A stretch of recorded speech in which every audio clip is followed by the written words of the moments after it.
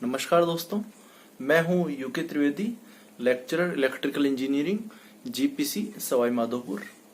Last lectures में हमने 220/132 kV GSS and 33 kV/11 kV GSS के single light diagrams and GSS की site selection, उसमें क्या क्या इक्विपमेंट लगे होते हैं उसके बारे में डिस्कस किया था। आज हम GSS की कॉस्ट का एस्टिमेशन करेंगे। उसमें जो इक्विपमेंट्स लगते हैं उनकी कॉस्ट या लागत कितनी होती है, क्योंकि जब भी हम कोई भी GSS या कोई भी बड़ा प्रोजेक्ट कमीशन करते हैं उससे पहले हम उसकी कॉस्ट प्लानिंग करते हैं।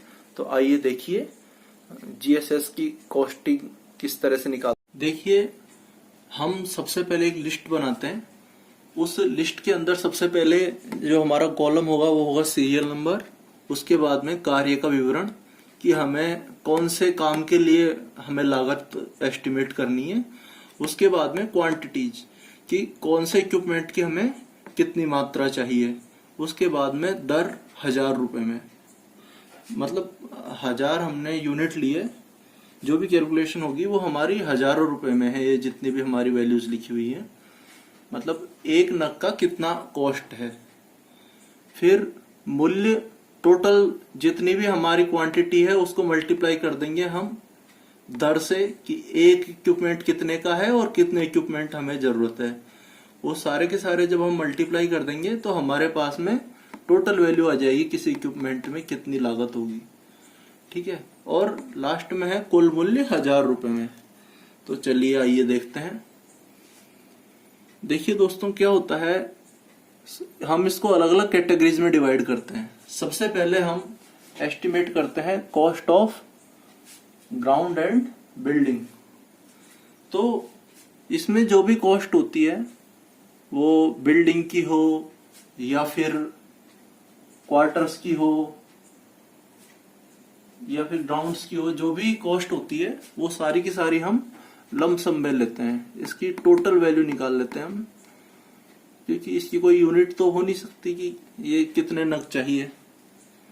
तो ये टोटल यूनिट सपोज हमने निकाली इसकी 120,000 150,000, जो भी है, कुछ भी हो सकती है, इसकी जगह कोई दूसरी क्वांटिटी भी हो सकती है। केवल हमें ये समझना है कि हम एस्टिमेट किस तरह से करते हैं और किस तरह से इस लागत को हम निकालते हैं। ठीक है, ये मैंने एक उदाहरण आपके सामने रखा है। ये रेट्स कम ज्यादा भी हो सकती हैं। उसके बाद में फिर दूसरे वाले पार्ट पे हम चलते हैं कि इसकी स्ट्रक्चर में कितना पैसा लगेगा। तो स्ट्रक्चर में अलग अलग चीजें चाहिए होती हैं हमें। तो जैसे हमें इंसुलेटर्स चाहिए होते हैं।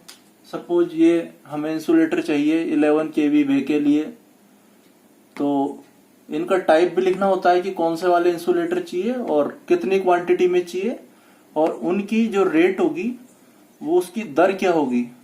फिर जितनी हमारी क्वांटिटी है, जैसे ये 35,000 रुपए का एक नग है, ये बस बार इंसुलेटर, इसके 2 नग चाहिए, तो इनको हमने मल्टीप्लाई कर दिया 35 इंटू 2, तो ये आ गया हमारे पास में 70।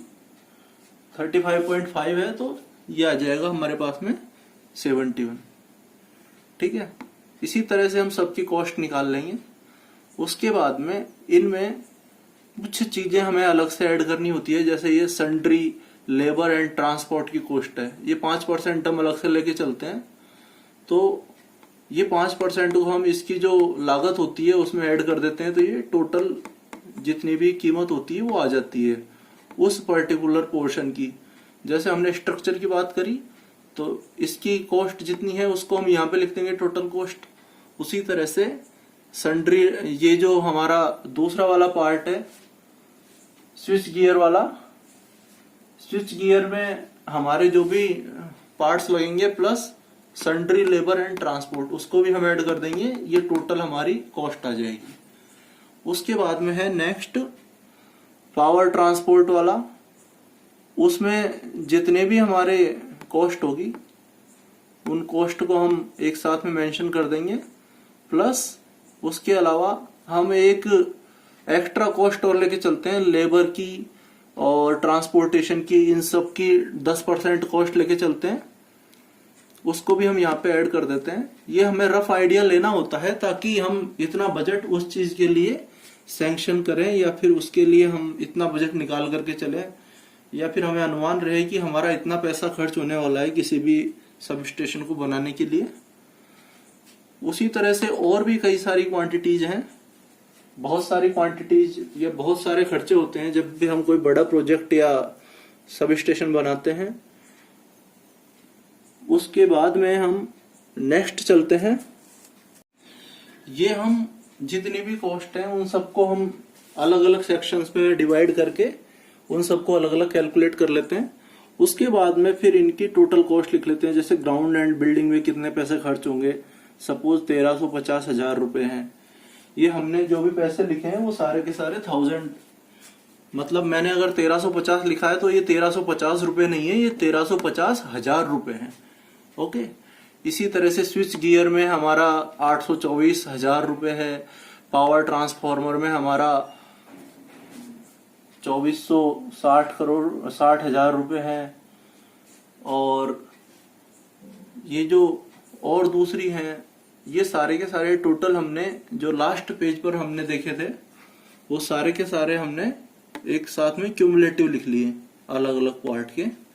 फिर उसके बाद में हमने सबको ऐड कर लिया। उसके बाद में इसमें कुछ और खर्चे ऐड होते हैं, जैसे कंटिजेंसी का है, औजार का है।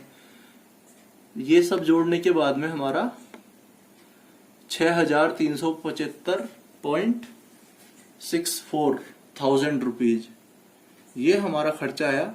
इसके बाद में हमारा पर्यवेक्षण प्रभार, सुपरविजन का जो पैसा है वो अलग से हम कैलकुलेट करते हैं, तो वो भी लगभग 956,000 रुपए है। तो इन दोनों चीजों को हम जोड़ देंगे, एक तो काम में कितना पैसा खर्च हो रहा है प्लस पर्यवेक्षण प्रभार में कितना पैसा खर्च हो रहा है। इन दोनों को जोड़ने के बाद में हमारे पास में आएंगे 7,331.98 रुपीज। तो ये हमारा बाय 4 है 7,331.98 रुपीज। फिर इसके ऊपर ओवरहेड चार्जेज और हम अप्लाई करते हैं। तो ये जो टोटल ये 15% होता है, तो ये टोटल कॉस्ट जो आती है वो हमारे पास में आती है लगभग 8431.77 रुपीज। तो ये जो पैसा है वो हमें एस्टिमेट करना होता है पहले कि इतना पैसा हम स्पेयर करें इस प्रोजेक्ट के लिए, इसको सेटअप करने के लिए।